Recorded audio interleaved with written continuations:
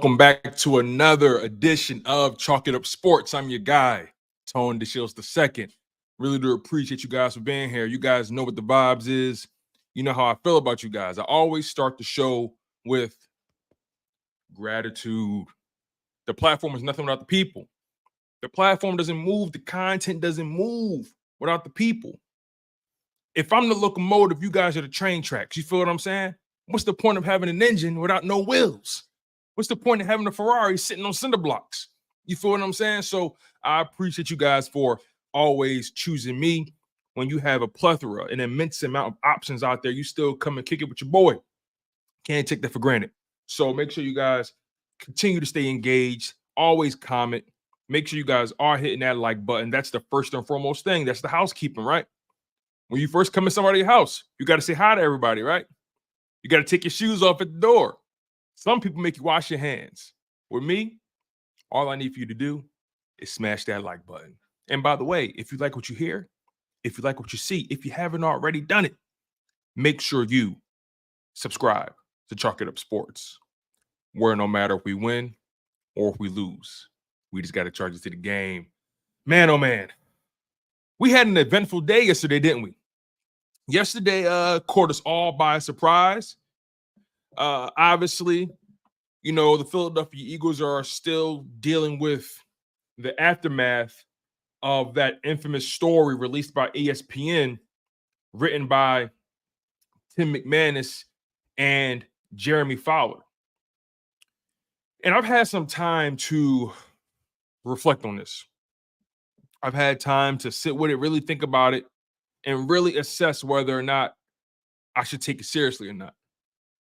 Because we all know the Philadelphia Eagles did have a down season by our standards, right? We know what this team is capable of. We know what we've seen them do before. We even know how talented they are. You feel what I'm saying? All this talent, you got the right coaches in the building finally.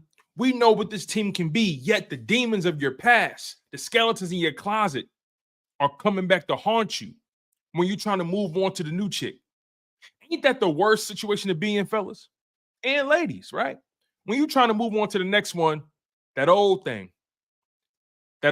still wants you back. That old work don't want to let you move on. They don't want to let you evolve or change for the better. It's unfortunate. But guess what? Regardless of what the old work wants, you still got to do what's best for you. And so far, based off of this offseason, the Philadelphia Eagles have been doing what is best for them, regardless of the opinion. A lot of people had a strong opinion about whether or not Nick Sirianni should have been brought back. Some people still have a strong opinion about that. Some people felt like it was a no-brainer to bring him back. There are some people who are kind of indifferent, and they say, well, I understand if they would have fired him. I'm not mad he's here, but I also understand if they would have fired him. So you got people who are all over the place really on this spectrum of the Nick Sirianni paradigm. Some people like him, some people hate him. Some people want him here, some people don't. But the bottom line is this, y'all. Like I said, I've had some time to reflect on this. That article didn't say anything we didn't already know. It didn't blow our minds. If anything, it irritated the hell out of us as Philadelphia Eagles supporters. It didn't move us. It didn't move our spirits one way or another, but it did irritate us because we know the real. And we know everything in that article. Nothing new under the sun. Everything in that article was already either speculated or we already knew it. And quite frankly, you guys, it's a distraction. That's how I look at it. After I've had the time to reflect, I qualify it as a distraction.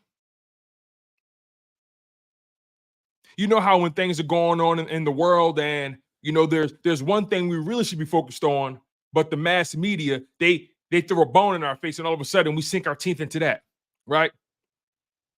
When we should be focused on healing our neighborhoods that are in poverty, we're focused on the latest rap beef.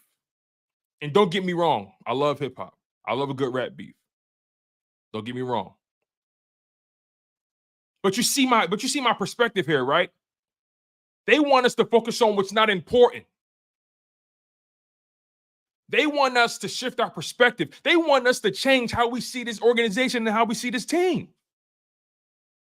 And quite frankly, I'm not buying it, and I'm not taking the bait. Sorry.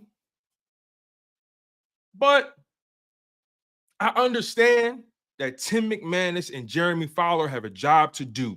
It's not even about them. They got a job to do. They work for bigwig ESPN. They got a job to do. It's not even about them. What it's really about are these anonymous sources, these people who have these salacious opinions. Again, there was nothing in that article that we didn't already know or suspect.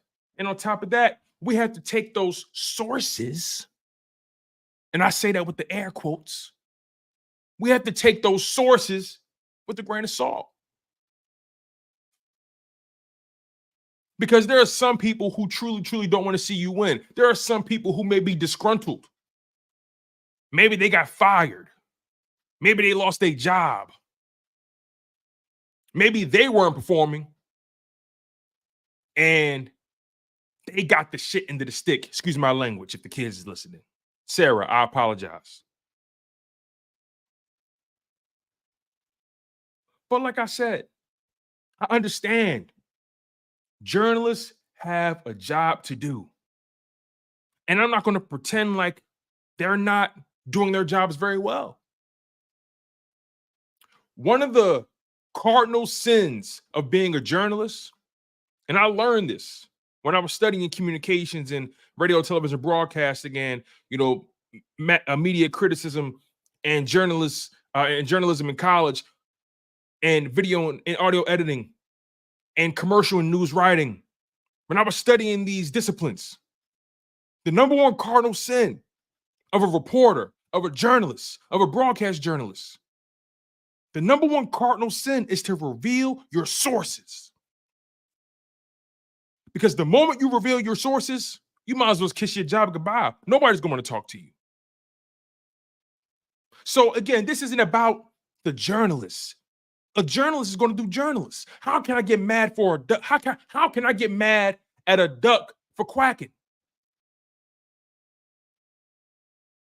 How can I get mad at a dog for sniffing your feet or for smelling your food? How can I get mad at someone acting in their true nature? So this isn't about the journalist, from my perspective. That's the low-hanging fruit. But that beehive hanging on the side of that mountain, y'all ever seen those videos where you see people in different countries, they climb to the side of those mountains and they trying to get those that honey from those beehives? You ever see that? That beehive, again, the journalists are the low-hanging fruit. That beehive hanging on the side of the mountain, that's what we really should be aiming for. And that is these sources. Who are these people who got so much to say about Jalen Hurts and Nick Sirianni's relationship or how they see each other? Especially when we're on to the next one. We're in August. The first preseason game is tomorrow. And you want to talk to me about 2023? Come on, man. Like Jalen Hurts said, how is that relevant now? Where does that fit into where we're going now? And again, journalists have a responsibility to draw correlations, speak about things in the context of the past and the present and the future. They have a responsibility. So now it's the players' responsibility to block out the noise. It's their responsibility to say, you know what? Whatever's going on out there doesn't matter. Because we have a goal here. We have a plan here. We have aspirations in this building. We're trying to win the big one. We're trying to win the Super Bowl. Again, I like the way that sounds. We're trying to win the Super Bowl again. But you know what the thing is, man? Here's another thing, too. The moment this news dropped, you saw every major media company just jump on it. You saw them lose their minds. They was in the frenzy. They couldn't wait. They couldn't wait. But again, they have a job to do. And so do I. My role here at Chalk It Up Sports is to not only speak truth to power and to speak my truth, to give you my perspective, my analysis, my passion, my energy, my mana.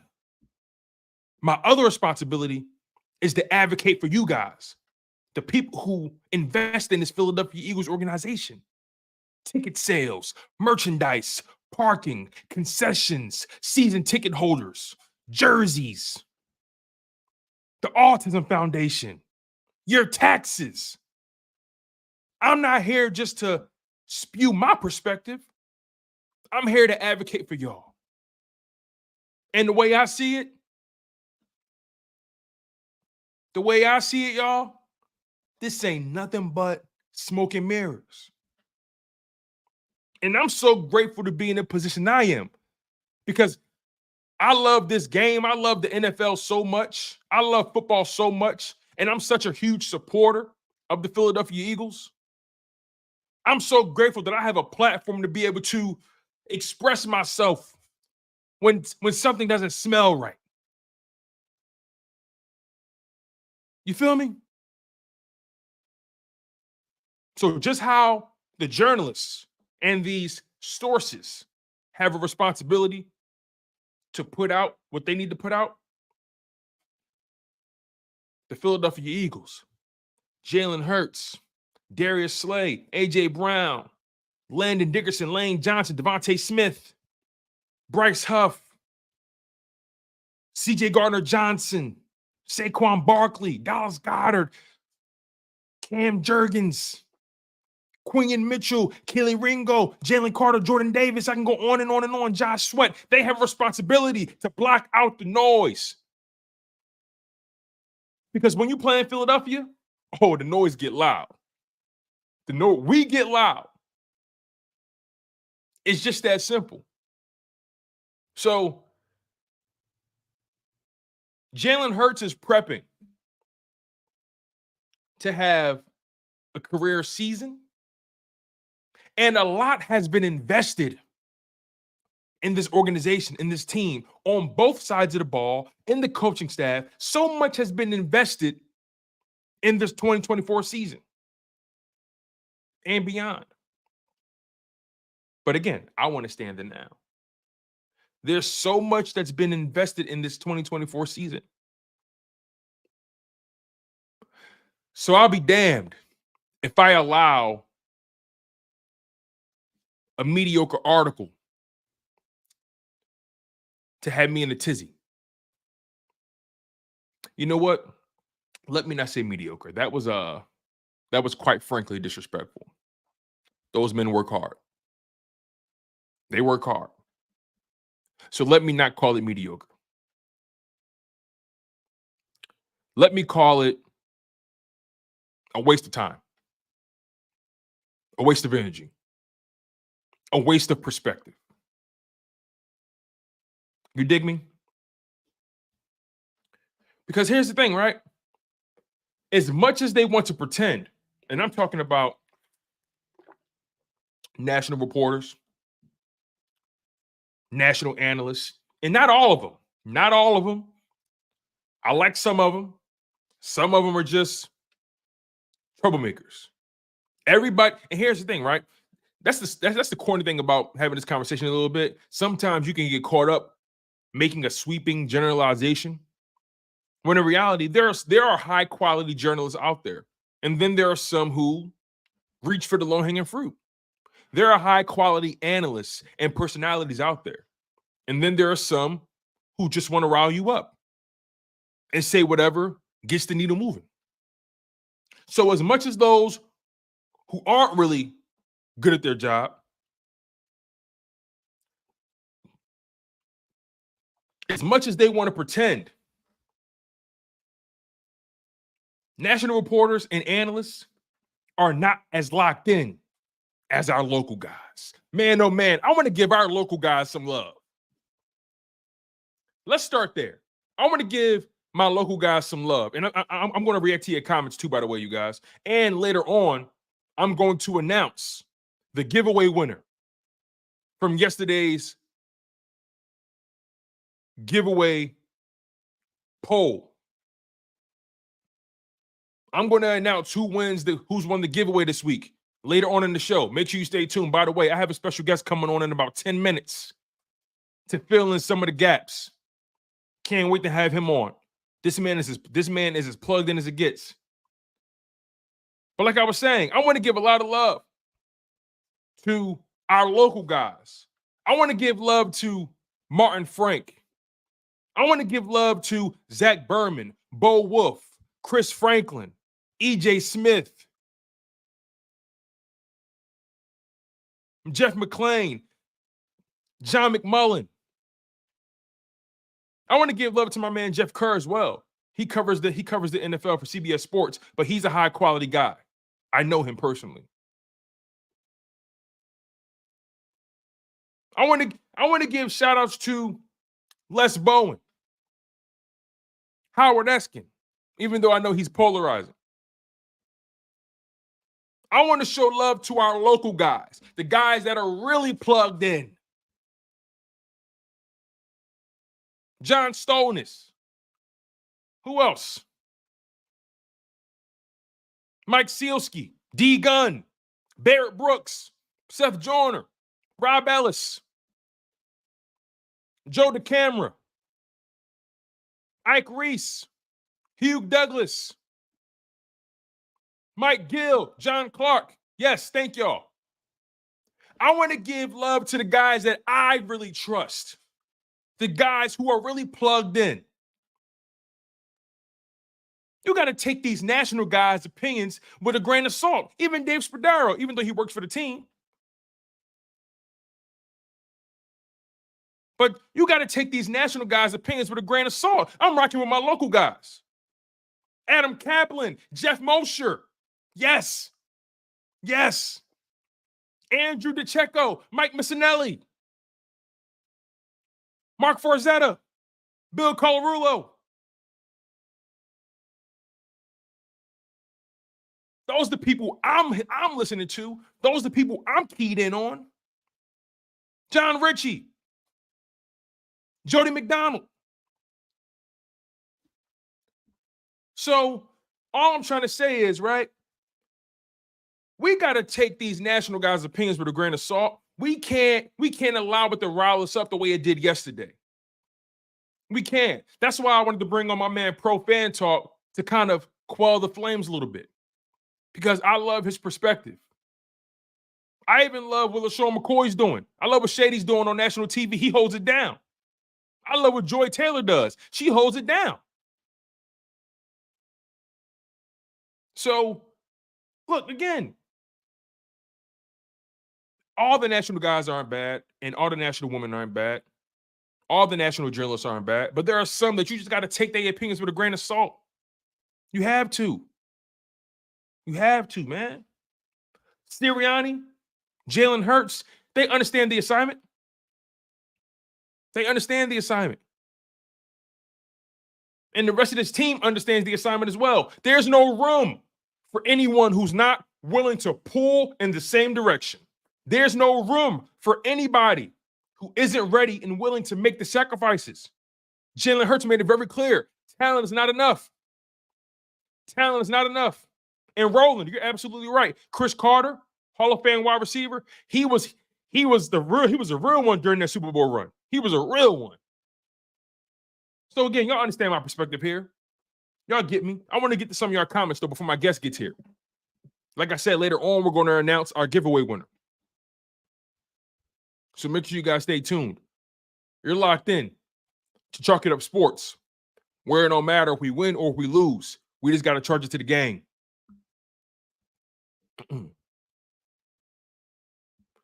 Kyle Kokorski says, Angelo Cataldi was a good one too, Tone. Absolutely. That's a legend in these streets. That's a legend in these streets. Brian Stetcher says certain analysts, even if they are former players, they are in the base. They are in basis too. I don't know what you mean. Roland says Chris Carter was a verb one during the Super Bowl run. Absolutely. Fitness Warrior said that man smiled when he said George Taylor. You know it. Twiz says Joy can hold you out of pocket. All right, let's move on from that one. Flexing and stepping was good. Relative Time Work says, turn it around, Tone. If you are a veteran and you see Sirianni as the one thing that can hold the team back, what do? You can't come out directly using Timmy Mack to voice discontent. Here's the thing, right? When my man Coach Marcus speaks, I listen. He was in those locker rooms. He knows what it's like to be in those rooms. And he said it verbatim. If there's anybody in that locker room that was the mole or that's speaking that way, they will never, ever be able to come back from that. Period. Point blank. You will not be able to come back from that. So I understand you have your opinion. Time works. Not here to change it. But I'm gonna trust a former player that understands culture. Team culture, that is. Shanae says, I don't trust all these local dudes. Hey, listen, that's fine. I don't trust everybody either, but I have ones that I like. I have ones that I listen to. But I'm also going to show love to all of them that really stay on the grind.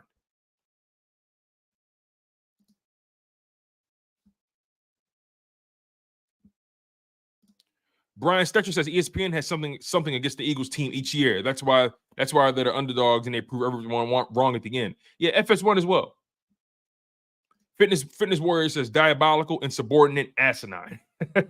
Yeah, crazy.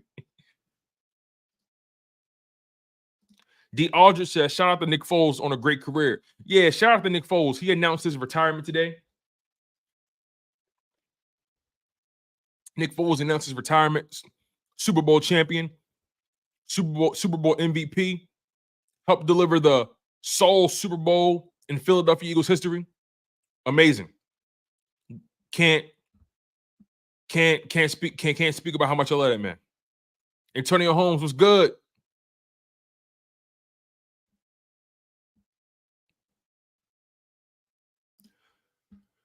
For Mama Linda says, didn't affect Jalen up to 172 passes, no interceptions. Screw the chatter from last year. There's always going to be them silly hoes that can't wait for negative. Y'all crazy. I feel you on that though, man. Jalen is having a strong training camp. Jalen is having a strong training camp. Let's make sure it carries over. You feel me?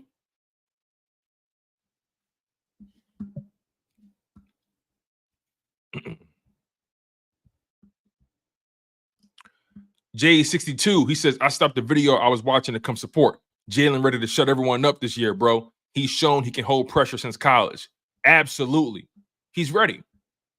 He's ready, man. I think Jalen Hurts is going to have a spectacular season. Anthony Cornerback says, Noti gang, go Birds. Rufus Wallace says, what's good, Tone? At work checking you out. Keep me entertained. You already know I got you, Rufus. You know. Relative Time Work says it's August 8th. We got to hurry up and fix these birds. They're going to be all right. They're going to be all right. The first preseason game is tomorrow. I can't wait for that. That's going to be really exciting. It's going to be really exciting. Eagles versus Baltimore Ravens. I'm really curious what the rotations are going to be. That's what I'm curious about.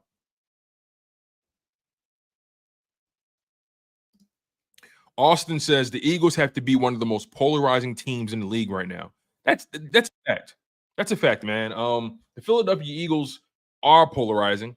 I think another thing is the fact that the national guys, the national media, you know, especially on television, they know that we sink our teeth into anything that we're mentioning.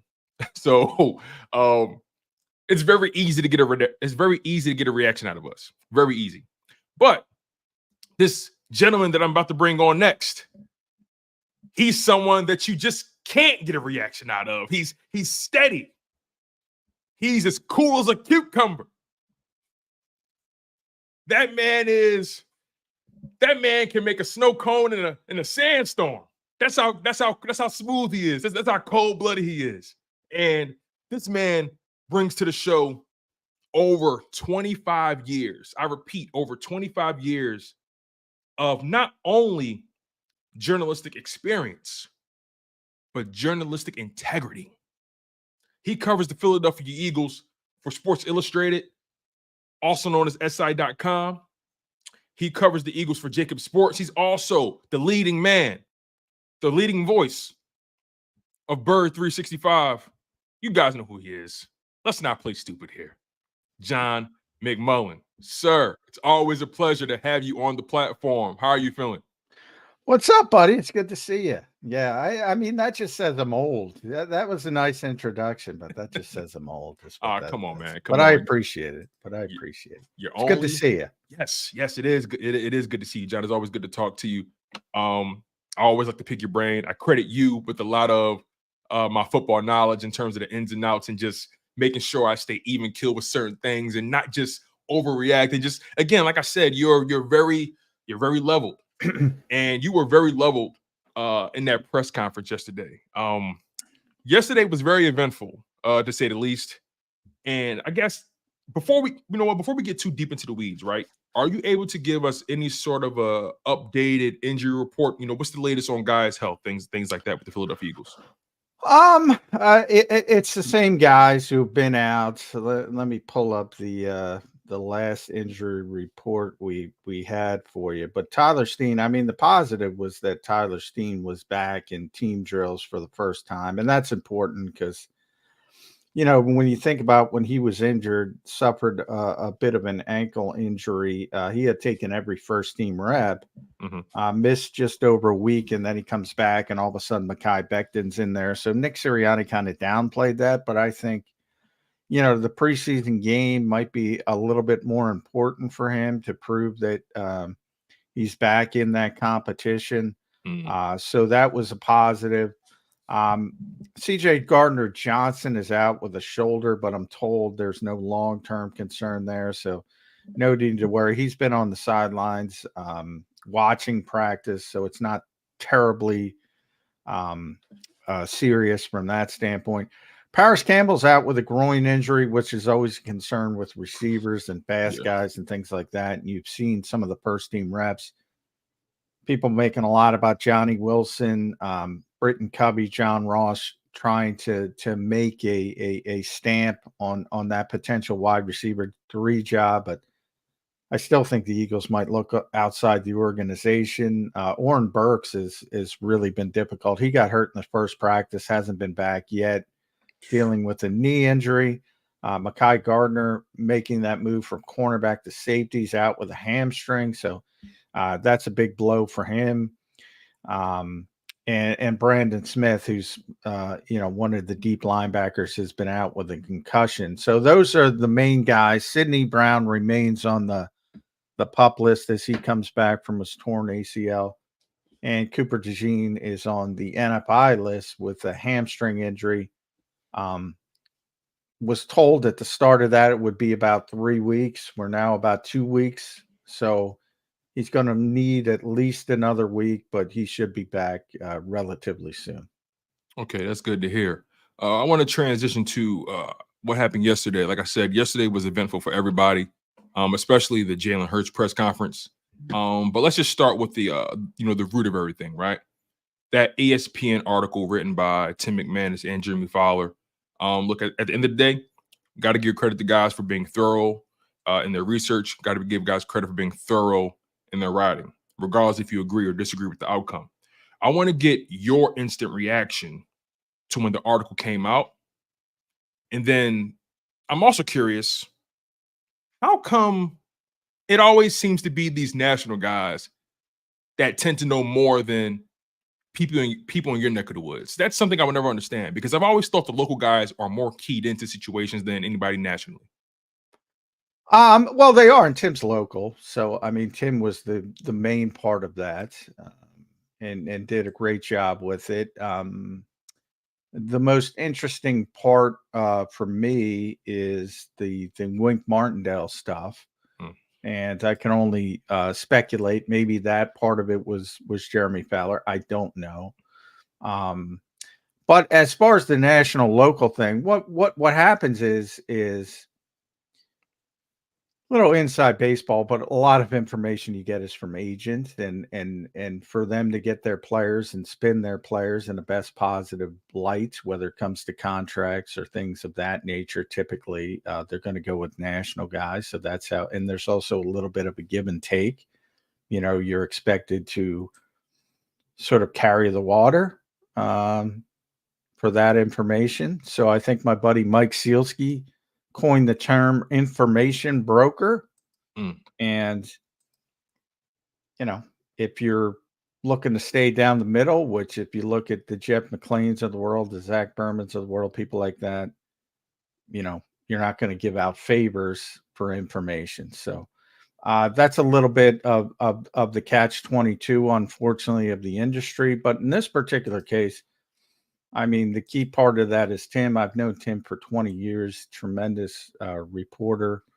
And a lot of the stuff was known, had been talked about before, and there was some interesting new stuff, most notably the Wink Martindale stuff, which I thought was good and bad. I thought it was good that you see sort of the work ethic of Jalen Hurts, and he's struggling with Wink splits, and you know, the Giants and Wink parted ways, and he had this rare opportunity to call the guy up, and he's got no other, you know, he's willing, if he's willing to talk, he can talk because he's no longer with the Giants, and he did, and he explained some things, and I think, you know, uncovering every potential rock. And I'm also told since then the Eagles coaches did the same thing. So it wasn't just Jalen, was the Eagles coaches as well, as they were trying to figure out, you know, what was going wrong in that slide last season.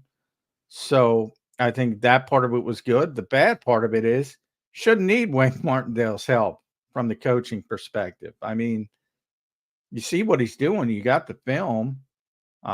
You should be able to decipher that. So that's a little bit of a strike to Nick Sirianni and his coaching staff from last season, in my estimation, at least. But, you know, as far as the team sources talking about Jalen and or Nick, you know, that's one of those things where guys have their opinions, and everybody has an opinion. So you can, you know, one of the most interesting parts to me was that Tim got a team source to saying Jalen would have preferred to, you know, maybe throw it underneath a little bit more, the intermediate stuff that the Eagles, the over the middle of the stuff that the Eagles typically don't do or don't do well.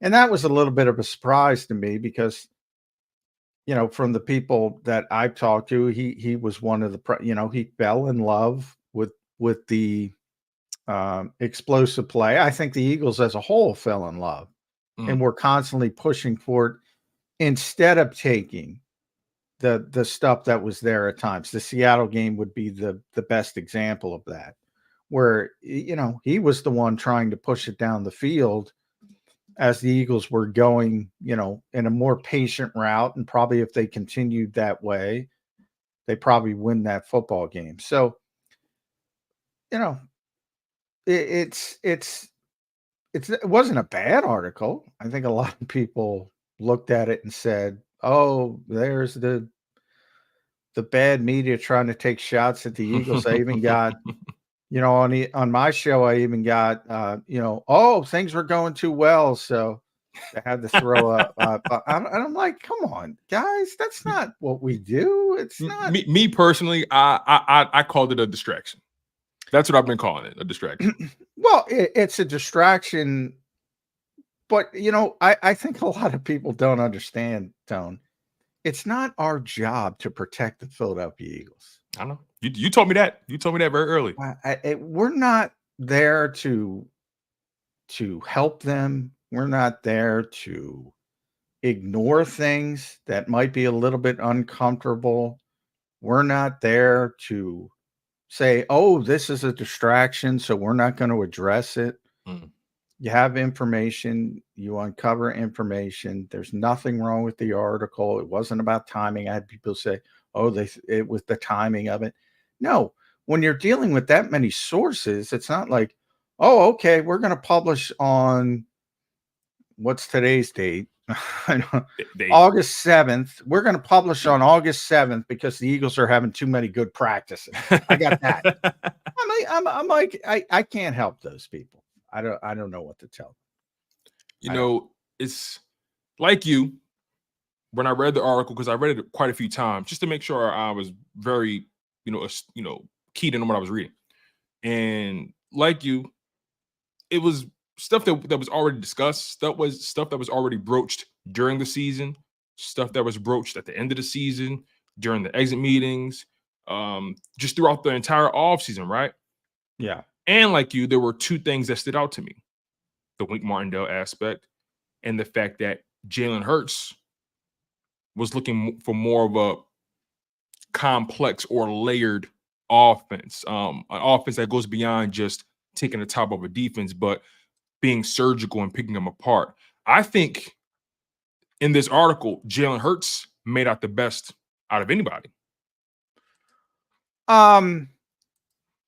Yeah, well, I guess that depends on whose camp. If you want to pit Nick Sirianni against Jalen Hurts, I think it depends on what camp you want to be. I personally, they don't have a terrible relationship. I mean, everybody saw the riding in Dom's golf cart together. It's not like they're punching each other behind the scenes. I mean, they get along. I think from what I wrote about this on Sports Illustrated, I think the biggest part of this whole thing is a guy who wasn't even mentioned in the piece, and that's Jason Kelce. And I wrote about this on Sports Illustrated. And by the way, it has nothing to do with Jason Kelce, future Hall of Famer. We all know how good he was. And he's not, don't get me wrong, he's not responsible for any disconnect between Nick Sirianni, Jalen Hurts, and Brian Johnson. He's got a tremendous personal relationship with Jalen Hurts. You've seen that on his own podcast. You've seen those two interact. They get along wonderfully. But, and this is very counterintuitive for most people, the proficiency he performed his job at was the roadblock to Jalen's search for that more autonomy.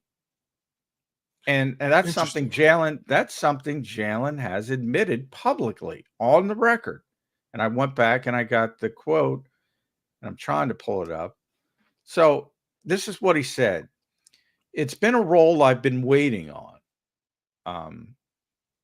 I know I've had a well-respected guy, Jason, a Hall of Fame guy, that's been doing it. So he understood that he wasn't going to get that autonomy as long as Jason Kelce was playing. The silver lining of the retirement is Hurts getting what he wants. And Kellen Moore is also on the record confirming now that the quarterback will have the so-called trump card when it comes to calling protections and getting the plays needed to in the moments. Kelce was so good. Like I said, Hurts understood it, but it's something he craved. And the last quote, long before, which I think everybody missed, had nothing to do with him talking to me or Martin or Tim about the article. He said, now we're forced to have an opportunity to make a change, something I've been wanting, and I think that's how it's supposed to be. So that's what I think is where he wants to be. And I don't know if you saw the viral clip of Tom Brady this offseason, went all over the place about him talking about modern quarterback play and how how quarterbacks judge themselves. And he brought up himself and Peyton Manning and Drew Brees and guys, Hall of Fame type quarterbacks who ran things so beautifully at the line of scrimmage. And he said, all of us, it's not about touchdowns. It's not about Super Bowls.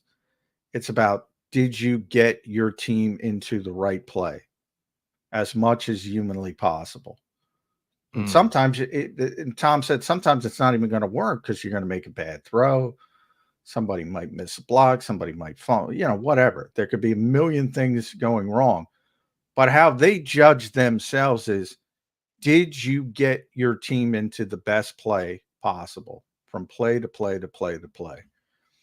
And I think it's positive that Jalen recognizes and he's craved that autonomy, and now he's going to get it for the first time. And that was never going to happen with Jason here. And everybody knew it and everybody understood it because he was so unique and how he was so good. But I think Jalen was a little bit, he thought he was going to get a little bit more with Brian Johnson, who's, a longtime family friend, and he didn't. And I think he was disappointed by that. So is it fair to say, since you brought up Brian Johnson, is it fair to say that although he was given the role as OC and play caller, he wasn't really responsible for the product that we saw? No, he's not responsible. Nick has said that. Nick has said that a million times. That right. He's responsible. It's his offense. It was his offense. Now it isn't. It was his offense when Shane was doing it. Shane Steichen. It was his offense with when Brian Johnson was doing it. So the best correlation is the menu, right? You go to your favorite restaurant, you got to order off the menu. You can't make the dishes. You can't make what's going to be on that menu. Nick's made the menu, and Brian had to pick off the menu. Same as Shane. Now there's a little bit. So there's Shane a little bit. I'm sorry. Go ahead, John. Go ahead. I'm sorry. Well, there's a little bit. Those two had a long-term prior relationship, so he felt a little bit more secure with Shane, but it was the same setup. Shane was picking stuff off the menu, and Brian was picking stuff off the menu. So it was always Shane's offense. I mean, Nick's offense. God forbid I make that mistake. Right. No. So at this point now, in 2024, you bring Kellen Moore in the building, right? And obviously the narrative surrounding the Philadelphia Eagles is the fact that it's no longer Nick's offense, it's Kellen Moore's offense. Are we now picking off of the Kellen Moore menu, or is Kellen Moore taking off of what he wants, taking what he wants from Nick's menu and added it to his own? It's completely Kellen's menu, and it's his decision. But, I do think he's smart enough to take what Jalen was doing well under the old offense and integrate it into his offense. But he doesn't have to. But, from watching camp and practices, if anything, it looks like it's going to be more of a commitment to the quarterback running game. Even adding some layers to it, little option stuff with Saquon, who, brings a better presence and maybe can create some spacing. Plus, Jalen looks healthier. He looks back to his old self when it comes to explosion and things like that. So I think he's smart enough to take some of that stuff and integrate it into the offense. So, but it is his offense. It's no longer Nick's offense, which you know, I don't know if that's going to work because he's the head coach, and you know, I don't like the setup, but that is the setup. Yeah, it's interesting you say that you don't like the setup because this setup to me doesn't seem like it doesn't seem as if it's poised to last. And I say that because Kellen Moore's a young guy. You know, it's rumored that he has aspirations to be a head coach at some point. He has interviewed for head coaching jobs, but obviously close but no cigar. This Eagles offense is very talented. And if he can execute this offense with Jalen Hurts at the level that at least the fans will love and that, we expect again with all this talent, is it fair to say that Kellen Moore is on a 1-year rental? And if so, doesn't that put Jalen Hurts and Nick Sirianni back to square one with Nick's menu that didn't work last year?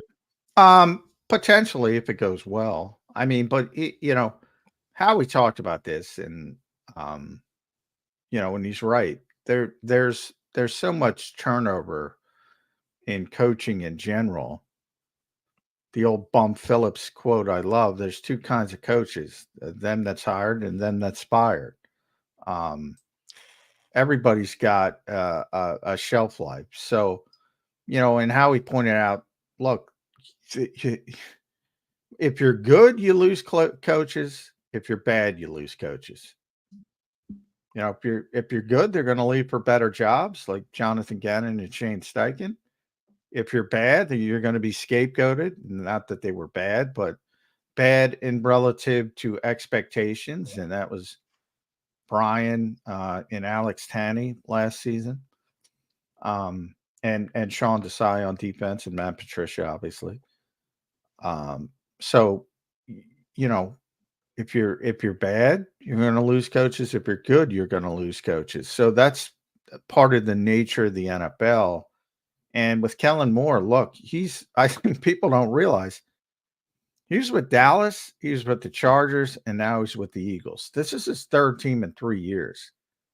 He's under tremendous, tremendous pressure, just like Nick Sirianni. A lot of people look at Nick Sirianni's coaching for his job, and he is. So is Kellen Moore. Because all of a sudden, as good as his reputation has been, is people start to look at that and say, well, Dallas got rid of him. And technically they got better on paper. They still lose in the playoffs, but numbers wise, the Chargers got rid of him. They changed their head coach, obviously, so that's part of it.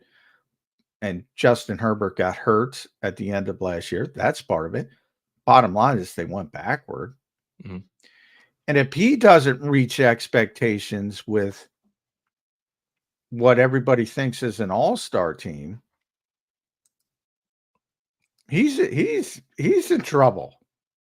And guess what? If Nick Sirianni gets fired, Kellen Moore's getting fired, because whomever the next head coach is, Jeffrey typically is going to go with an offensive guy. B, if he does, he's not going to want Kellen Moore. And even if it's a Bill Belichick, is everyone, because Jeffrey's a Boston guy. He loved the Patriots. He tried to buy the Patriots before he bought the Eagles, for those who don't know. And even if we were to go down that route, Bill Belichick's not going to want Kellen Moore, or it's very unlikely. And that stretches the Big Fangio on defense. So everybody, if Nick gets fired, you got a guy who's coming in, and they'll tell him to keep Stoutland, and they might even say, hey, let's keep Kellen Moore. And depending who it is, maybe they're okay with it. Mm-hmm.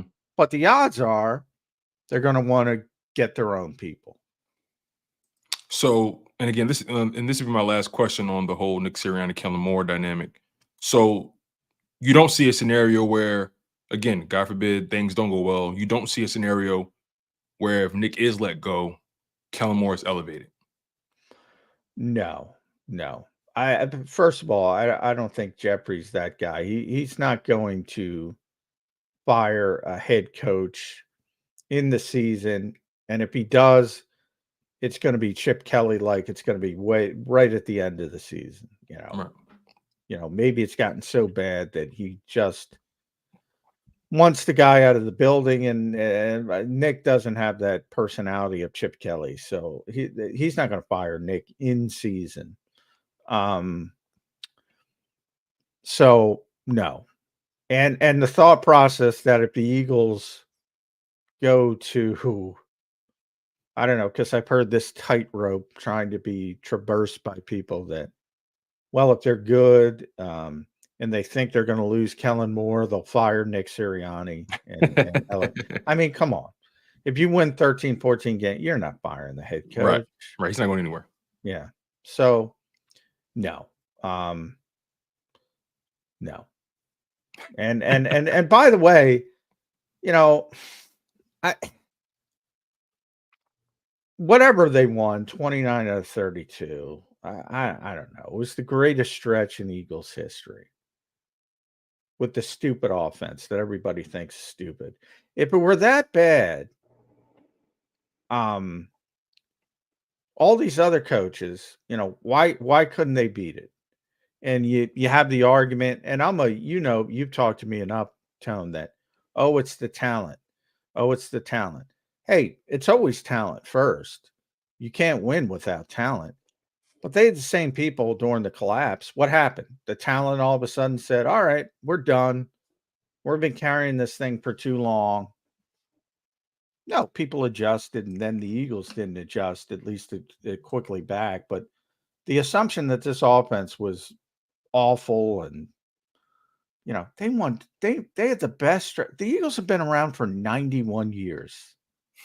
They've never had a better stretch of football with that offense. Wow. Speaking of the offense, I want to get your perspective on this offense and your observations from training camp, right? They've been on the grass for over 2 weeks, and you've been to the public practice. Give me your perspective of this offense thus far, under Kellen Moore's offense. And Jalen Hurts, just him specifically, he's been having a pretty solid training camp. Just give me your overall observations and what you think this offense is trending towards. Yeah, the offense looks as advertised. Obviously, they have tremendous talent. I think one of the big things, we're through 10 practices and Jalen Hurts hasn't thrown an interception, which is rare for training camp. It's an environment where you're typically testing things and maybe making throws you don't normally make to see how far you can push it, so to speak. So I had always thought Jalen's history is that he's very good ball security quarterback. He takes very good care of the football, and they had a little bit of a hiccup in that aspect of it last season. I always thought that was going to regress to the mean, and I think it is. And they're not going to turn it over. And I still maintain the only difference between Jalen Hurts in 2022 and Jalen Hurts in 2023 is the turnovers. Turnovers, exactly. That's the only difference. He actually generated more touchdowns last year than his MVP season. Now, part of that, he had missed a couple games because of injury, but still right in the same ballpark. Same guy, just turned it over a little bit too much. And Dak Prescott went through the same thing. He had the 1 year. He had always been very good taking care of the football. And then he had the 1 year, which was 2022, where turnovers spiked, and he came right back to normal. I think the same thing's going to happen with Jalen Hurts. Obviously, AJ's been unbelievable. Devontae Smith, they're so consistent from day to day practice. Offensive line is still great. You got to figure out one position, but it's going to be a top 5 offensive line. You should be better at running back with Saquon Barkley, and Kenny Gainwell's having a heck of a camp, so you have some depth. Grant Calcaterra seems to be stepping up. Dallas Goedert had 3 touchdowns during that open practice you were talking about, so he looks like he's engaged and more involved. There's no reason they shouldn't have a top 5 offense, and that's kind of the expectations that that Kellen is facing.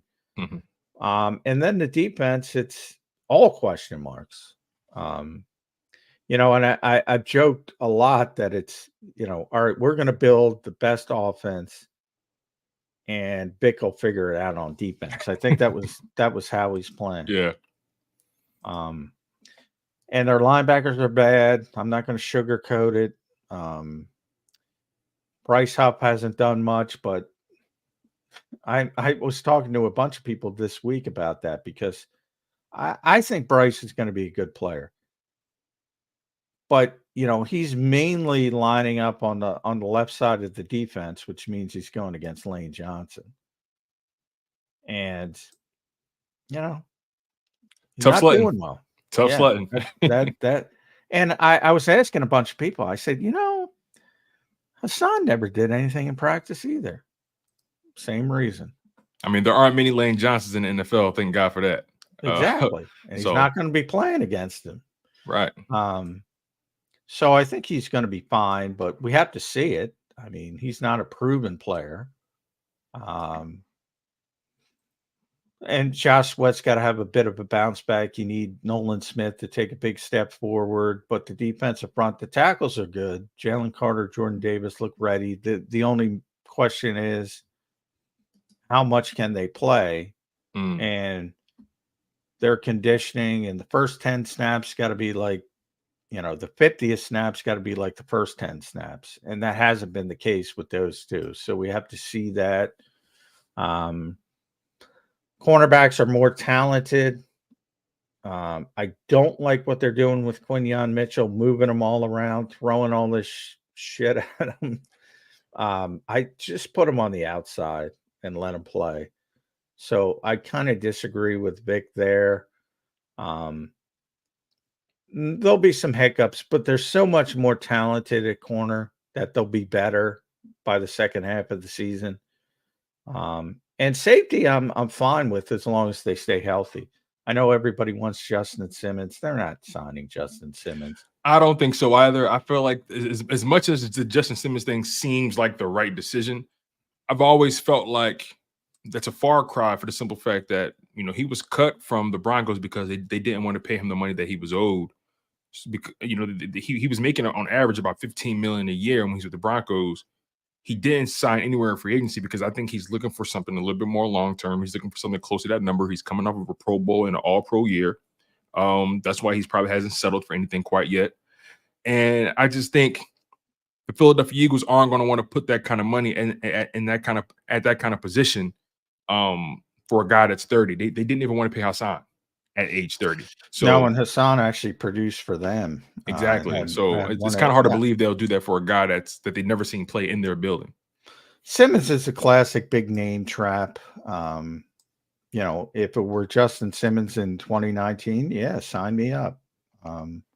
Last time I looked, it's 2024. You know, for whatever reason, we all know. We went through this with TJ Edwards because Reed Blankenship is undrafted free agent.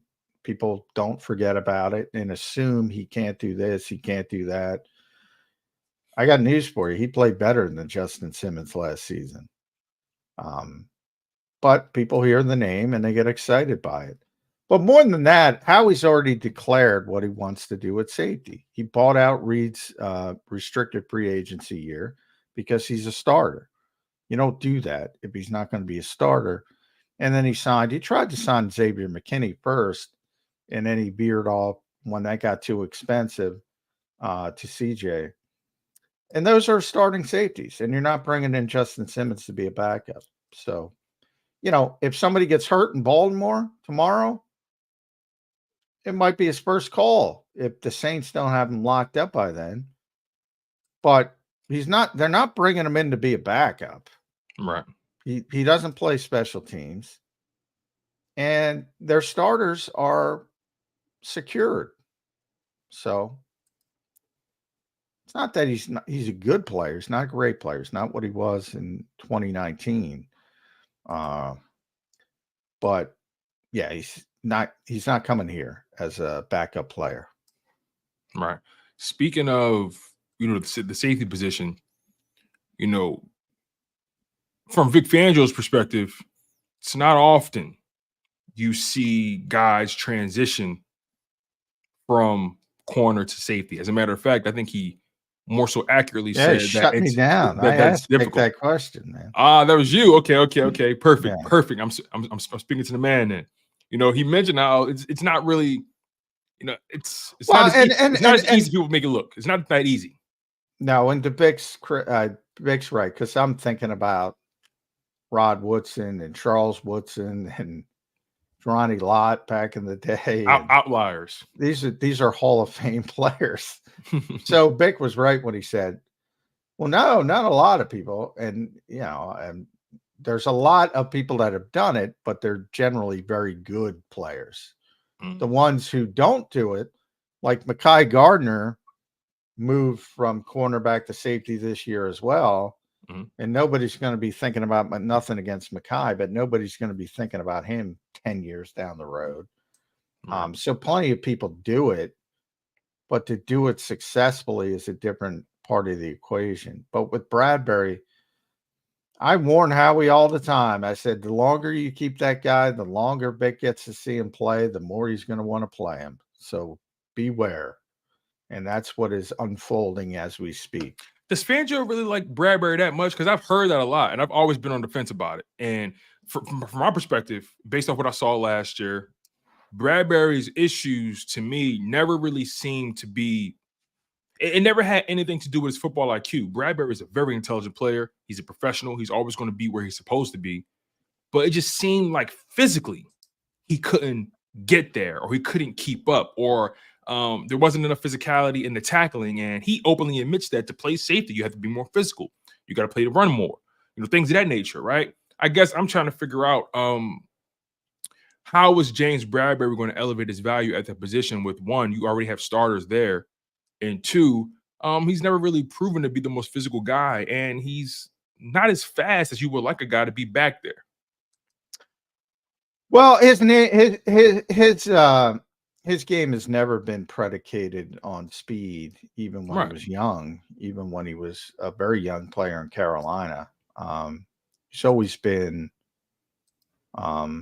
a prototypical zone corner. So it's interesting. He, to me, and I talked about before they moved him to safety, before they drafted Quinyon, before they drafted Cooper, I said, this is the perfect defensive coordinator for James Bradbury to have a bounce back year at cornerback, because that tends to be his career track, his trajectory. He has a good year, bad year, good year, bad year. And he's coming off a bad year, so it's time for a good year. But he's just big plays, 80% zone coverage. He's very smart. He's very savvy, communicates well, has the high football IQ, which is some of the things why you would think in theory that he could make the transition. As far as the physical part, you're probably right. But I do think, and certainly I do, you have that old school thought process, and certainly Philadelphia will always go to Brian Dawkins first. Those types of players don't exist anymore. Okay. And if they do, they're getting flagged 3 times a day, 3 times a game. Even Andrew Sendejo, who could barely play, but when he got here, but he would beat the you-know-what out of people. He's getting flagged all over the place. They've tried to take the physicality part out of the game. So why are you worried about the physicality part? I got to catch myself on that as well. That's a good point. That's a very good point. I mean, with the rule changes, especially with the hip drop thing, which is strange in my opinion, but nonetheless, the rule. But I changes. mean, you can't even. The hip drop thing, I think, is going to be over. I don't think it's going to make much of a difference, but I don't think they're going to call it very much. Okay, but we'll see how it shakes. But you can't hit people in the middle of the field. You can't dislodge the ball from the receiver. The so-called woo hits, 9 times out of 10, the minute you hear the crowd go woo, Flag is coming. Oh, that And sucks. whether That's terrible. whether it's completely legal or not, it's coming. Just from the wreckage of what it caused. I don't like it. A lot of people don't like it. A lot of people do like it. You know, the oh, look at me, people. I care about people. Oh, this is a violent game. I talk about it all the time. Everybody who plays it knows it. You know, I think we should get to the point as a society where we can look at adults and say, you don't have to play it, but if you want to play it, know that this is a violent game and, some things might happen. And most of the guys are okay with that. They might not be okay with it when they turn 50, but 20 young men tend to not to think that way. I don't know how you solve that problem. I don't think you can solve that problem, but you can't hit people like you used to. And so, there's no Cam Chancellors out there blowing people up. So I can't, I even think because of the lack of linebackers, one of the things Vic did this spring is he's playing essentially Quinyon Mitchell as a dime player in that pseudo linebacker spot. He's a cornerback. I talk about, I probably told you, one of my favorite players in the NFL is Josh Metellus because he played 13 different, but they're making up positions. He played there's only 11 on the field. He played 13 different positions.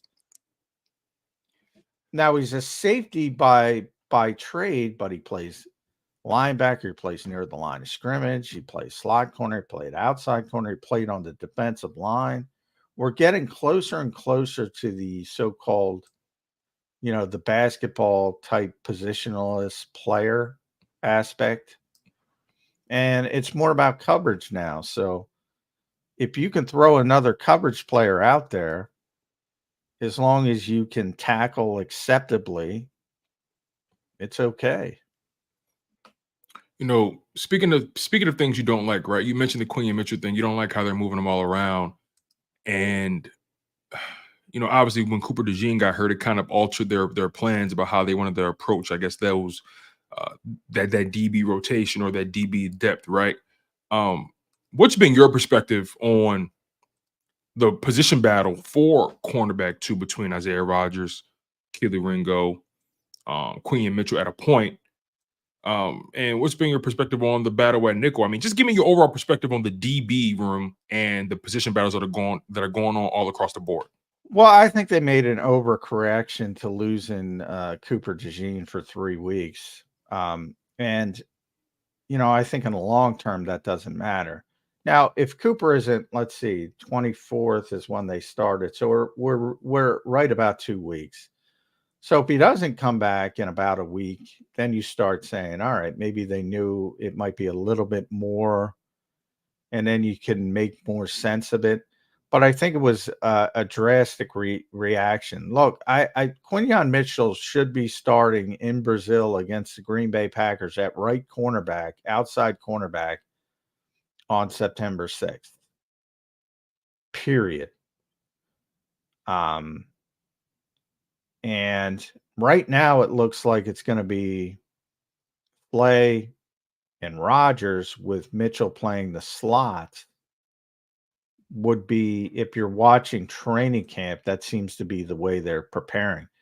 And what's interesting to me is Vic spoke this week and said, look, you don't draft a guy in the first round to not play cornerback. And by that, he means There are different positions, outside corner versus slot.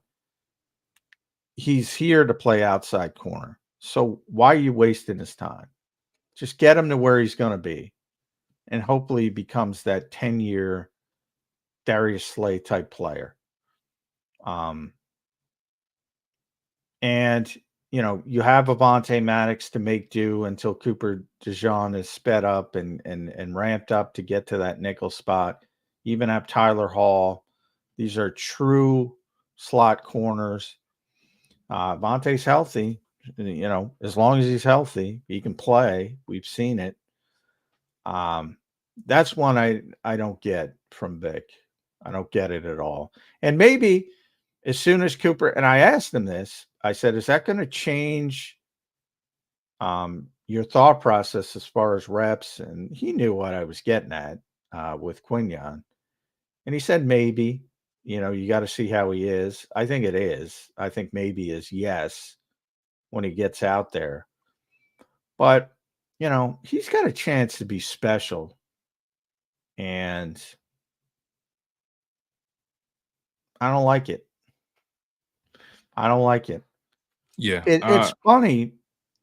Sean Desai is a direct disciple of Vic Fangio. And Vic loves Sean, by the way. In fact, if he wasn't here before and he got fired, he probably would have hired him and brought him here as one of his assistants. But if you go back to last year and Sean Desai, perfect example, when he moved James Bradbury to slot corner, we're all looking at him like, what are you doing? What is this? What the guy's an outside corner. What? Yeah. And Vic showed up and he said, very honestly, he's always honest to a fault. I like to throw a lot at the players early and see what they can handle, throw the kitchen sink at them, see what they can handle, and then scale it back. That's counterintuitive to what most people do, which is start them out slowly and then build them up to a bigger role. He does it the other way. And you've seen it with Quinyon. He's played left corner. He's played right corner. He's played dime. He's played slot. He's played every position as a cornerback you can play. And eventually Vic is going to scale back. And eventually he's going to be the starting right corner. Yes, but doesn't that speak to the reverence or how they view Quinyon Mitchell as far as his versatility and his talent, that they believe that, hey, this kid is kind of taken to... He's done it well, and he hasn't seemed overwhelmed. But I brought up Sean for the reason is even us media people, if Sean would have done that with Quinyon Mitchell, he'd be getting destroyed in this city. He'd be getting, what the hell are you doing playing Quinyon Mitchell, a dime linebacker? What are you doing playing Quinyon Mitchell in the slot? If Vic does it and we're all like, oh, it's Vic. He knows what he's doing. It's interesting. And he might know what he's doing. I'm not saying he doesn't. But he said his history is his history. His reputation is his reputation. But it's interesting because Sean does directly what Vic Fangio would do. And he did that last year with the Eagles. And everybody had a problem with it. And now that Vic's here doing it, nobody's got a problem with it. Well, reputation earns you a certain latitude, in most places. We know how that goes, John. Experience, and it's real. He's got a proven track record. But in individual situations like this one with Quinyon Mitchell, look, Isaiah Rodgers, good player. Kaylee Ringo, good player. I think he's got a chance to be really good. Yeah. You see a difference. You see a clear distinction between Quinyon Mitchell and those two. Yes. You know my Chester Taylor story. I told it this morning again because Xander asked me. You remember that story? I don't. You got to refresh my memory. Chester Taylor was a very good running back for the Vikings and the Ravens, but for the Vikings at the time, he's coming off like a 1,300 yard season. Had another 400-500 passing, really good season. Different era where I remember the story now. Go ahead, continue. I remember the story. Go ahead. And Minnesota was a bad team. They were top 10 pick, and they had a lot of needs. And one of them wasn't running back because you're like, oh, they got a pretty damn good running back. And they drafted Adrian Peterson. So, I said, I said to one of the personnel guys, I go, you guys got a good running back. You got holes all over the place. What's going on here? And he just told me, I said, wait and see. This guy's different. And he said, I love Chester, but F Chester. I don't know if we can curse on here. No, I you're mean, fine, my friend. and that's where I am. And by the way, Rodgers and Ringo aren't even Chester Taylor, and Quinyon Mitchell is certainly not Adrian Peterson. But I use that as an example of, look, he's a better prospect, better player, better ceiling. Are those guys solid and good prospects themselves? Yes, but F those guys. It's Quinyon's job. Get him there. Mm. John, I really do appreciate your time. I got a few more for you, and I'm gonna let you go, my friend. You've blessed my platform on more than one occasion, and I really do appreciate you for blessing me again today. You guys are locked in on Chalk It Up Sports, where no matter if we win or if we lose, we just got to charge it to the game. I'm here with John McMullen, Eagles reporter, Eagles insider for SI.com and Jacob Sports. Make sure you guys smash that like button and stay engaged. The show only gets better. John, I gotta ask you. I want to stay on Vic Fangio a little bit, in correlation to the linebacker position. He was, again, we talked about how candid he can be, sometimes to a fault. And in his press conference after the public practice, he mentioned how Nakobe Dean had a first good couple days. And then after that open practice, he took a step back. Now, we all know what happened. Kenny Gainwell, like you said, is looking good, and Kenny Gainwell made him look very badly on a wheel route, and with a very intense juke move. I mean, Man, he I looked want to like get Allen Iverson breaking somebody down the juke move. oh man, and it's funny. My father was there, and I asked my dad, "Did you see it?" And he said, "Listen, no one should have to go through something like that in life. That juke was that bad."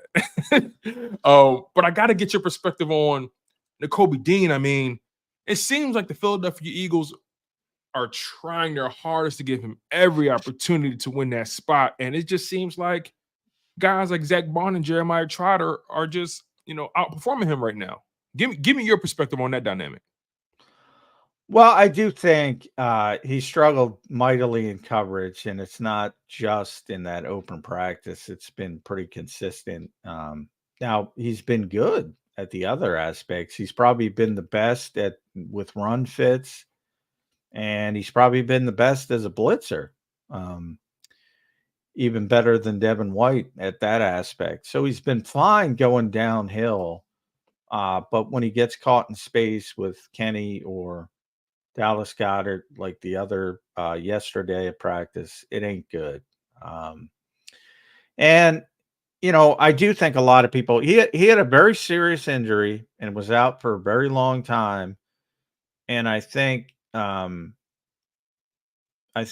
of it is rust, and hopefully it gets incrementally better as he continues to knock some of that rust off. Like I think the assumption by far too many is, all right, you're cleared, you're 100%, you're back to what you were before the injury. Time is In time. his And if case, you miss it, you miss it. Yeah. In his case, it was a Liz Frank injury. So not only is it a serious injury, there's also the mental aspect you got to get over. Is my foot going to hold up? You feel that, and that's what, like, if Kenny's pulling the Allen Iverson on you, you're like, can I plant my foot and not look like a fool, or am I going to blow up my foot? There's all this stuff. There's a million things that go into it. And I think as he gets more sure of himself, it'll get better. But he's never going to be a great coverage player. That said, Devin White has never been a good coverage player. Zach Bone's never really done it. And Trott's a rookie, and Ben Van Sumeren's a very young prospect as well. It's not a good position. Right. I mean, if you look at this team, they have one of the most talented rosters in football. Quarterback, you can argue top 5. In the room as a whole, running back, you could argue top 5. Wide receiver, yeah, they lack some depth, but the 2 top guys, it doesn't get any better than AJ and Devontae. Mm-hmm. Tight end doesn't get much better than Dallas Goedert. Top 5 offensive line. Defensive front is good. It's just a matter of how good. Cornerbacks, we talked about, there's some unproven, but they got a lot of young talent. I think the safeties are underrated. You can make an argument at every position except linebacker. Linebacker, they are a bottom 5 team in the NFL. Stop And right that's there, me, John. and Because that's being Vic, kind. Yeah. because Vic Fangio says in his press conference, right, his most recent one, he says, you can't have a productive defense or a good defense without having quality linebacker play. He said that, and that's counterintuitive to the way Howie Roseman has been approaching his position over the past several years. You should tell that to Howie. Yeah, I mean, So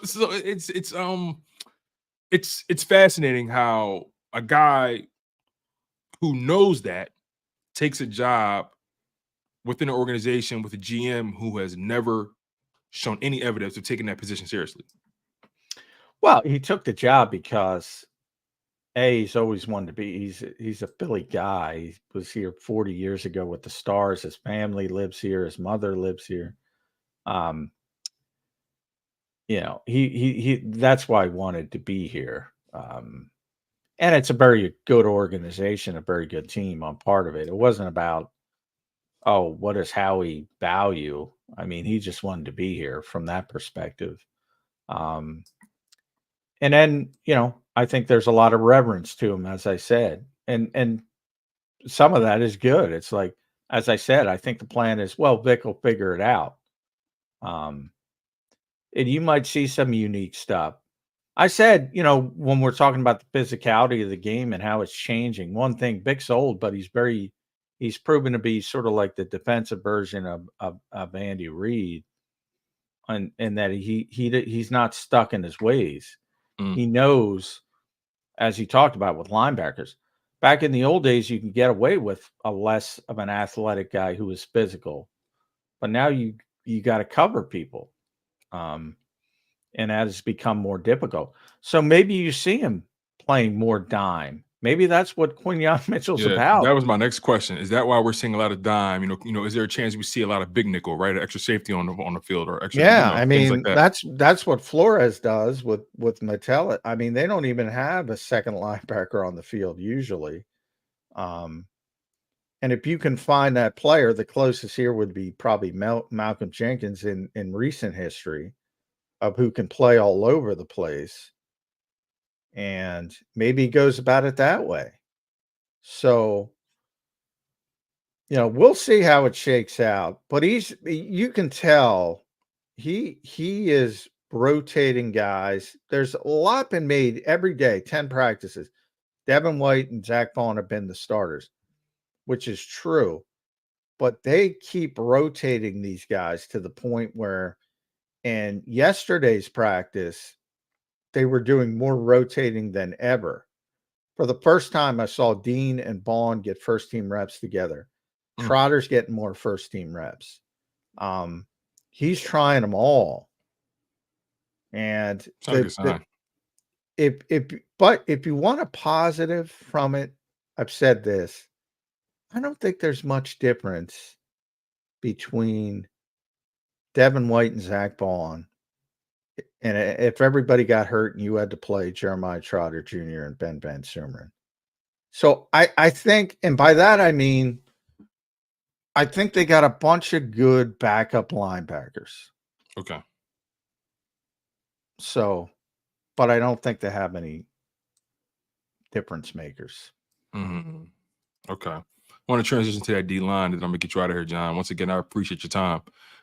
We spoke about the D line briefly. You said how it's good, but we don't know how good, right? Yeah. To your point about that, I've been hearing, not just from content creators and fans and other people alike. It's just it seems as though people have conflicting opinions about the state of that defensive line group. Obviously, you lost Hassan Reddick, you lose Fletcher Cox. Now, Jalen Carter, Jordan Davis, and Milton Williams have to step up now, right? Marlon T, who knows how good Moro Ujomo could be, right? Then you have Nolan Smith, Jalix Hunt, the young guys who you hope make an impact, but you're not really sure how much of an impact they will make. Nolan's the first round pick, though, so you need him to make an impact. And then the bigger money guys, the guys that are making most of the money, I guess, Bryce Huff and Josh Sweat, the leaders on the edge, expectations are higher for them as well. So, give me your overall perspective on that defensive line and just how much pressure are they under to be good? Well, they're under a lot of pressure because they're going back to Jim Schwartz days. They're the engine of this defense. I mean, you see it in practice. When they have a good day, the defense looks pretty good. When they have a so-so day, the defense does not look good. So they have to carry the defense. Um, and I think they're very deep at defensive tackle. I think, the only questions about Jalen Carter and Jordan Davis are about conditioning. Can they play the number of snaps that Bick wants them to play? But they're very good players. And I'm not downplaying the conditioning because that's been an issue with those two. It seems like they're taking that seriously this offseason, by the way. Like you're hearing from the Well, they are, but we heard the same thing from Jordan last season, and it was true. a little bit better, but not good enough. And he looks better, and he got thinner, and he got leaner. And Jalen got leaner as well. Jalen Carter. So I mean, but they're good players, and those are the two players Bick is literally building this defense on. They're the foundational players of this defense. Milton, a big year for him, contract year, getting an opportunity with no more Fletcher Cox. He's a good player. It's a matter of how good. And then the depth. Marlon has stepped up. Moro Jomo has taken a big step forward in year 2. Okay, that's good. Very good training camp to date. Even Thomas Booker. And it was interesting because Big said 5 to 7. That's what he wants. Interior defensive lineman, 5 to 7. Well, 5 are locked in. And if Thomas Booker, if he's going to lobby Howie to keep one more, it's probably going to be Thomas Booker, who's a guy nobody talks about, but is pretty consistent every day. And then the edge rushers. To me, it comes down to, I think Bryce Huff is going to be a good player. I gave you my Lane Johnson theory. Nobody looks good against Lane. Micah Parsons doesn't look good against Lane. Nick Bosa doesn't look good against Lane. DeMarcus Lawrence, when he was an all-pro, didn't look good against Lane. Nobody looks good against Lane. And he hasn't looked good against Lane. So who cares? He's not playing against Lane. It's just getting him better and better. I saw him rush the passer with the Jets. I know he can rush the passer. And people are saying, can he be a 3-down edge? Was Hassan Reddick a 3-down edge? He didn't stop the run. He was terrible in coverage. But he got to the quarterback, and everybody was happy. If Bryce Huff gets to the quarterback, everybody will be happy. If he doesn't, the Eagles got some problems, unless Nolan Smith takes the big leap forward. But one of those two guys, I compare to Andre Dillard. They wanted Andre Dillard to be the left tackle. Ultimately, nobody cares because Jordan Mailata became Jordan Mailata. So they want Bryce Huff to be the 15-sack guy. But if Nolan Smith's the 15-sack guy, all right, who cares? Right, that's true. Well, the financial department might care. That's about it. They might, but it's not our money. Good point. And they'll figure it out. And they'll, now Jordan gets paid like he's a first-round pick, Jordan Mailata. But that, he's got 2 $60 million extensions. The contract, the financial situation will eventually work itself out. All I'm saying is they have to find a 15-sack guy, and it could be one or the other. As long as it's one, doesn't matter. Josh Sweat is good. It's just a matter of how good. And Brandon Graham is amazing. I mean, yeah. I don't know what to say about if you notice, I didn't even mention BG. I mean, he's the legacy product. He's in his swan song season. I think BG is going to come and do BG things, quite frankly. The only question, and I've said this in the past, this is it. This is in the past 2 years since he's come off his Achilles year. They've been very cognizant of having him on the pitch count because they knew he was coming back and they wanted to extend him. Now they know he's done. I'm letting it rip if it's me. That's what I'm saying. He might as well empty the gas tank. And I know that's his perspective. So the Eagles might play him more than people expect for that reason. Well, whatever they plan, whether it's 300, 400, 500 reps, they're going to be effective reps. I mean, he's been one of the most consistent guys in this league for a long time. Yeah. And I don't think it's going to change in year 15. Yeah, I tend to agree with that. Shout out to our guy 757 CJ with the $5 donation.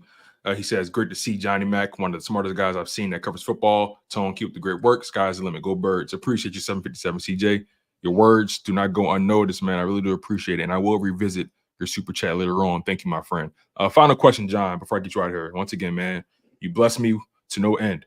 The Eagles preseason openers tomorrow. They face off against the Baltimore Ravens. I hope it's canceled. Is that bad? I hope. I was actually going to ask you, are you going?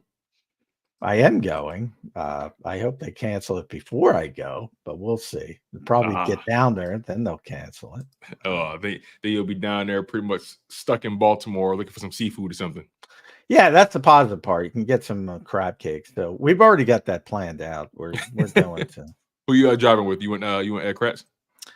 Kratz, Martin Frank. I think Jeff Kerr's going. It's going to be a whole group of us. Okay. Sounds good. So, let's just say it's not canceled. Let's just say it's not. What do you believe will be the Eagles' game plan regarding the depth chart and the rotations? Do you see them playing any kind of starters? If not, who do you think is going to be first up on that offensive defense, or any key names we should look out for? Well, it's interesting. I joked about the weather, but the weather might curtail it. If it's really bad, then it's probably going to be no key players. I don't really care about the offense on this team. Like, if you do play Jalen for a series or two, you have to play the offensive line. You're not putting Jalen Hurts out there without Lane Johnson, Jordan Mailata, Cam Jurgens, Landon Dickerson.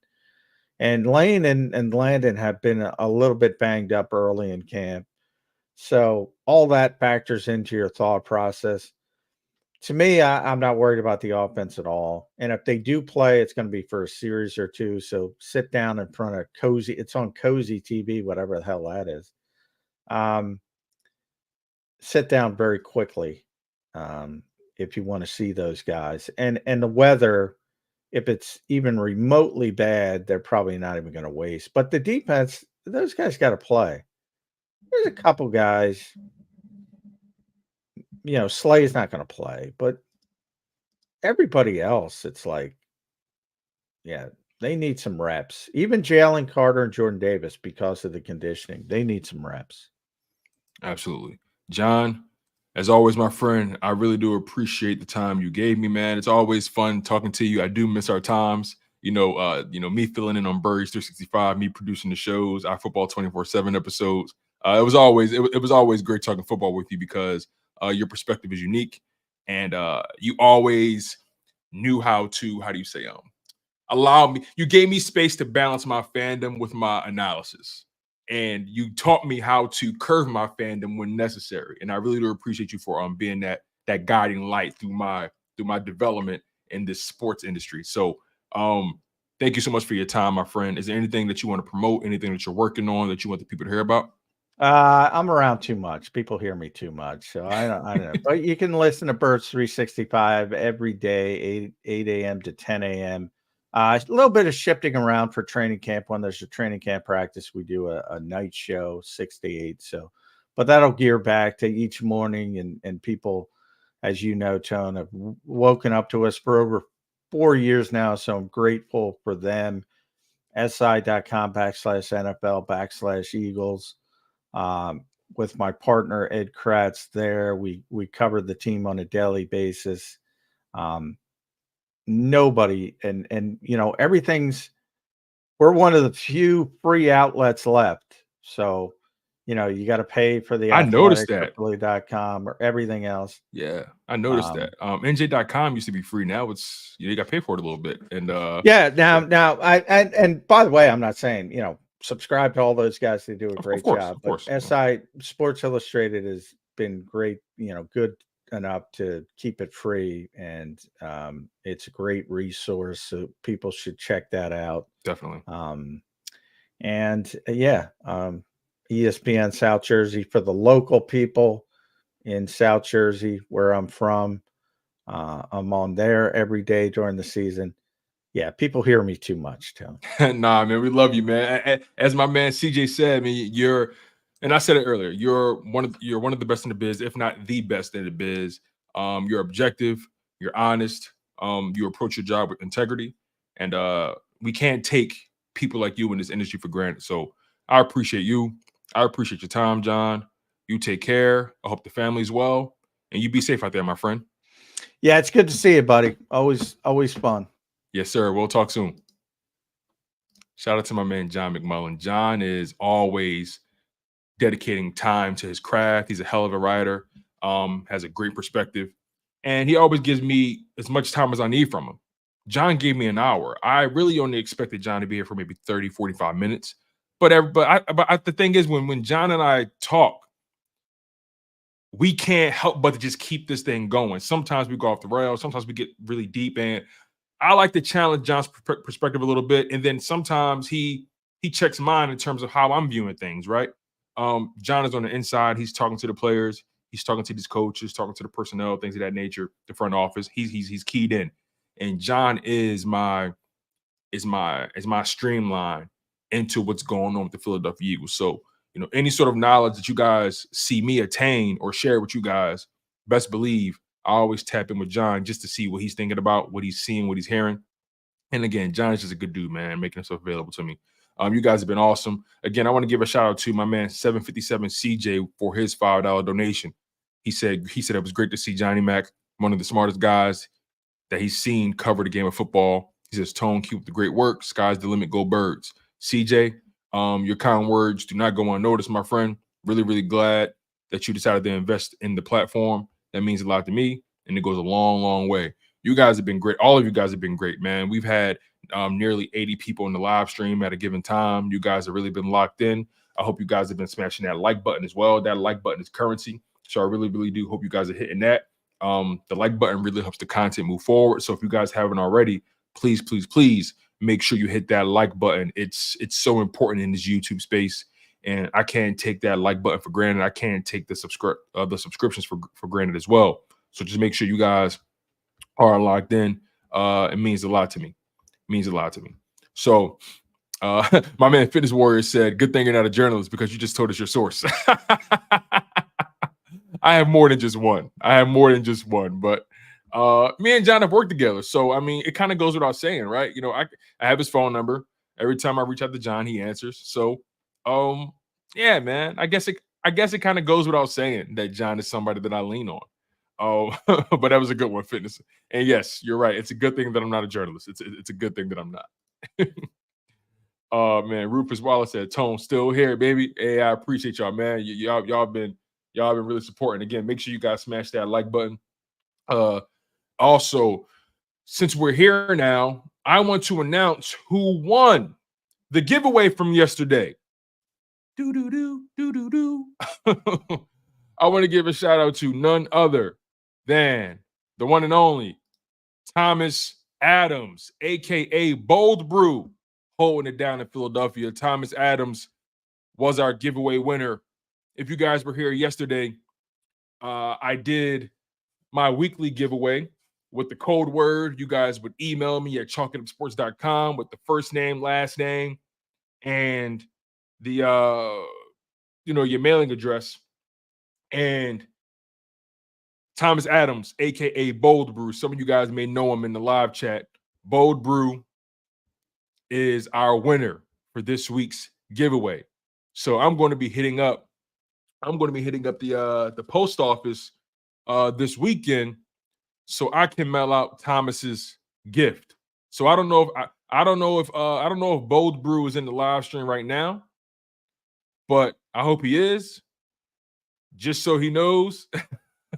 Just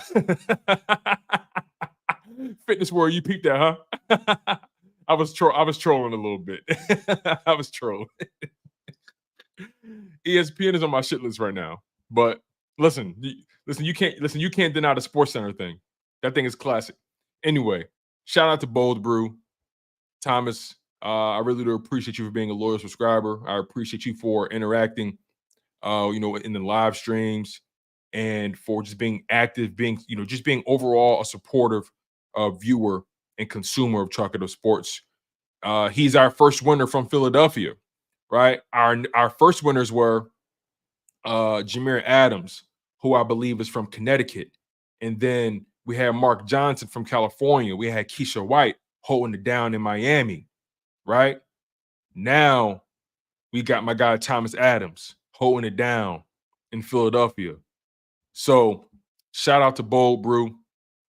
And we're gonna keep this thing going, you guys. You guys know how I get up here. I'm giving back to the people. You guys invested in me to no end.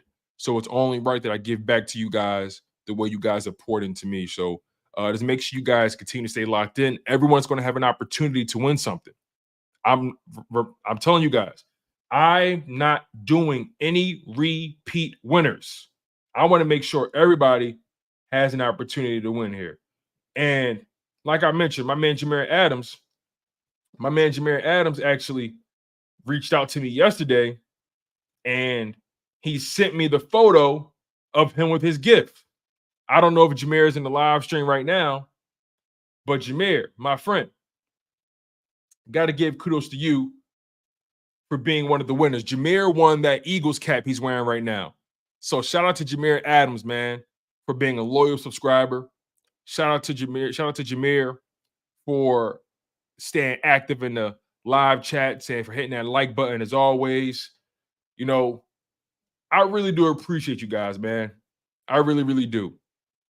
So shout out to Jameer Adams. Also, real quick, I want to show my man Mark Johnson one more time. Mark Johnson, he won the Kelly Green hat. Mark Johnson won the Kelly Green hat. Check this out. That's my man Mark Johnson holding it down in California. We sent him the Kelly Green snapback. And look at him rocking it with the Kelly Green jersey. You guys know how we give it up here. So shout out to Mark Johnson as well. And I got to give another shout out to my other winner, Keisha. Keisha was our most recent winner prior to Thomas Adams. Let me show you guys. It's Keisha's gift. Keisha won that Philadelphia Eagles cap as well. So you guys have proof. You see that right there from Chalk It Up Sports. This is me right now. I am giving back to you guys. This is going to be the theme. This is going to be the energy all throughout training camp, preseason, the regular season, the playoffs, the Super Bowl. You feel what I'm saying? This is what we're doing here. We're giving things away. We have merch that's available also for purchase if you so choose. Just know that the Chalk It Up Sports merch is doing very, very well. And you guys have supported it to no end. So I got to give a shout out to you guys, man. You guys are electric. You guys motivate me to keep going. Even when I have days where, my energy may be a little low.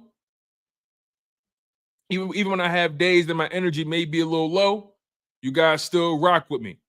So I gotta give credit to you guys, and I gotta show y'all mad love. So if you guys haven't already, make sure you guys go check out the Chalk It Up merch shop. The links are available everywhere. The links are in the description. The links are in the live chat. The links are at the bottom of the live stream.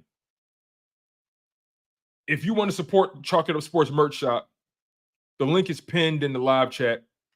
And all you got to do is click that link and bless yourself, okay? And I'm doing giveaways. So I'm just putting that energy out there for you guys, the same energy you guys have put out there for me. The shirt comes in 2 colors. As you guys can see, it comes in black. And I'm wearing the tan one, otherwise known as eucalyptus. It comes in 2 colorways, my friends. We're pushing these hard. I believe the Philadelphia Eagles are going to be at the apex of the NFL. I believe Jalen Hurts is the apex quarterback, the apex predator in this league. There's no one on this food chain above him. There's no one on this food chain above the Philadelphia Eagles. I'm sorry, that's my perspective. That's how I feel. I think the Philadelphia Eagles can run it up with anybody. It's straight like that. You feel me? I think the Philadelphia Eagles can run it up with anybody. So make sure you guys go lock in on your Apex Predator oversized t-shirts, man. They fit great. I'm wearing an extra large. It just fits on me just right, man. See, I love the oversized look. So that's what that's what we're pushing here. And you guys can rock this at the tailgate. You guys can rock this at your game day celebrations, at your game day watch parties. You know what I'm saying? You could wear this to the sports bar. You dig me? You could wear this to the Eagles games. You could wear it if you cut in the grass. You could wear it to the gym. You dig what I'm saying? This shirt is so versatile. The quality of the material is so top tier. The way the artwork just blends into the fabric is amazing. So the biggest thing about all this is I'm not pushing nothing that I'm not wearing. You dig what I'm saying? That's the most annoying part about when people got merch. They want you to wear it, but they not wearing it. They want you to buy it, but they not wearing it. So that's my motto, man. Make sure you guys go check out the Truck It Up merch shop. If you guys want to be a future giveaway winner, make sure you guys stay tuned. We're doing giveaways every week. Every week. That's the game plan here. As long as I got stuff to give away, that's how we carrying it here. So I really do appreciate you guys for locking in the way you guys have. Means a lot to me. Goes without saying. We're going to end this live stream. It's been a hell of a show. I want to give a special shout out to my friend, a mentor I consider, John McMullen, Eagles insider, reporter for SI.com, and reporter for Jacob Sports, and the lead man, the host of Birds 365 and Football 24/7. John McMullen is truly, truly one of the best in the biz, and I really appreciate him for pouring into me and really teaching me a lot and taking me under his wing and just giving me an opportunity to learn from him. So I'm grateful to him. I'm grateful to you guys that have locked in. I'm grateful to all of you guys that have invested in the channel. It goes without saying. The love is always felt. Make sure you guys smash that like button, smash that like button, smash that like button before you leave. We got 69 people in here, but only 54 likes, you guys. Please smash that like button. Make sure you are subscribed to the show before we get out of here. Stay active, stay engaged, stay humble, stay healthy, stay hungry. I've been your humble host, Tone DeShields II, and you guys have been locked in on Chalk It Up Sports, where no matter if we win or if we lose, we just got to charge it to the gang.